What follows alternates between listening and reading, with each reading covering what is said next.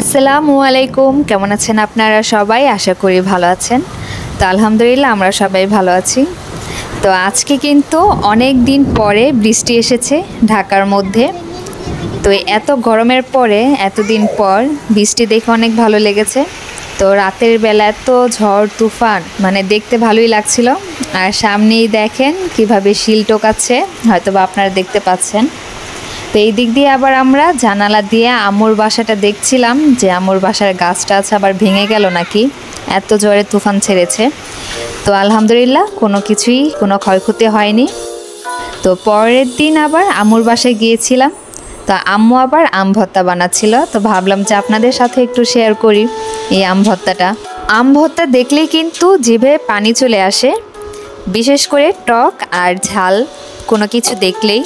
তো আমার এই আম কাটা দেখে কিন্তু আবারও খেতে ইচ্ছে করছিল। জানি না এখন এই আম দেখে কার কার জিভে জল চলে এসেছে। তো আম্মু এখানে আবার আম কাটছিল, আমি আবার আসলাম একটু ছাদে কিছু লেবু পাতা নিতে। আম ভর্তার মধ্যে লেবু পাতাটা দিলে কিন্তু ঘ্রাণটা কিন্তু অনেক ভালো লাগে, খেতেও ভালো লাগে। তো আম্মুর কাছে আবার লেবু হয়েছে ছোট ছোট। তো কিছুদিন আগে লেবু হয়েছিল অনেকগুলো, তো এখন আবার একটু কম, হয়তোবা এখন লেবুর সিজনটা হয়তোবা কম। তো এখানে আবার ছোট্ট একটা জবা গাছে কি সুন্দর মাশাআল্লাহ ছোট ছোট কলি চলে এসেছে। তো এইখানে হচ্ছে সূর্যমুখী গাছ। তো এই সূর্যমুখী গাছগুলো আমি লালবাগ থেকে এনেছিলাম, আর এইখান থেকে কিন্তু বীজ তৈরি হয়। তো দুই কালার, একটা হচ্ছে গোলাপি কালার আর একটা হলুদ কালার। তো ফুলগুলো কিন্তু দেখতে খুব সুন্দর লাগে, যখন সবগুলো ফোটে অনেক ভালো লাগে। তো এখানে আবার আম্মুর পেঁপে গাছে কয়েকটা পেঁপে ধরেছিল, তো এর মধ্যে আমরা আবার কয়েকটা পেঁপে খেয়েও ফেলেছি। তো এখানে আবার আম্মুর পেয়ারা গাছ আছে কতগুলো। তো এইখানে এই পেয়ারা গাছে মানে এত কলি ধরেছিল, কিন্তু বৃষ্টির কারণে তুফানের জন্য পেয়ারাগুলো পড়ে গেছে, তার জন্য এখন একটু কম হয়ে গেছে, এখন আস্তে আস্তে একটু বড় হচ্ছে।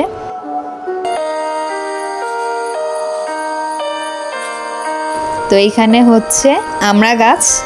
তো আমড়া গাছে ছোট ছোট আমড়া ধরেছে, আবার একটু ফুলও চলে এসেছে। তো এখন চলুন আম ভর্তাটা বানিয়ে নিই। তো এইখানে আবার আমার ছোট মেয়ে আম ধরার জন্য দুষ্টামি করতেছিল, ও আম ধরবে। তো ওর থেকে একটু সরায় নিলাম,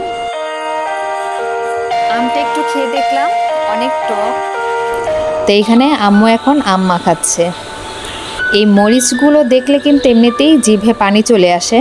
তো এই লাল লাল মরিচ দেখে কার কার জিভে পানি এসেছে সেটা কিন্তু অবশ্যই কমেন্টের মাধ্যমে জানাবেন। তো আমার কিন্তু দেখে এখনও আবারও কিন্তু জিভে পানি চলে এসেছে, ইচ্ছে করছে এখন আবারও খাই।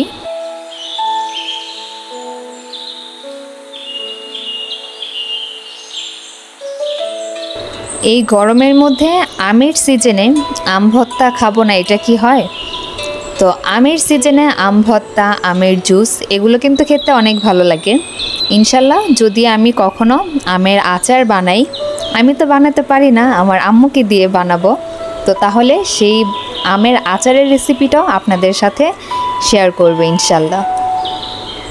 তো এখানে আবার আম্মু একটু আম ভর্তাতে চিনি দিয়ে দিল। তো আমরা দেখা যায় অনেক সময় কাসন্ত দিয়ে বানাই, তো কাসন্ত ছিল না, তার জন্য এইভাবেই বানালাম। তো এইভাবে খেতেও কিন্তু অনেক মজা হয়েছিল, আর বিশেষ করে আমের এই পানিগুলো খেতে কিন্তু আরও বেশি মজা লাগে। তো আম খেতে খেতে শেষ হয়ে গেছে। তা আমার ভিডিওটি আমি এখানেই আজকে শেষ করে দেব। আমার এই ছোট্ট ভিডিওটি যদি আপনাদের কাছে ভালো লেগে থাকে তাহলে কিন্তু অবশ্যই একটি লাইক করে দেবেন। এত কষ্ট করে আপনাদের জন্য ভিডিও বানাই, একটা লাইক তো পেতেই পারি। তো ভালো থাকবেন সবাই, আল্লাহ হাফেজ, আসসালামু আলাইকুম।